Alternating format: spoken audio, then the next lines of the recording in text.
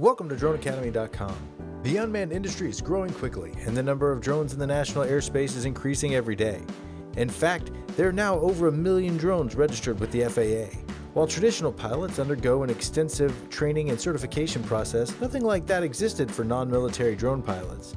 This led to people flying them in a way that was unsafe to people, property, and the national airspace as a whole.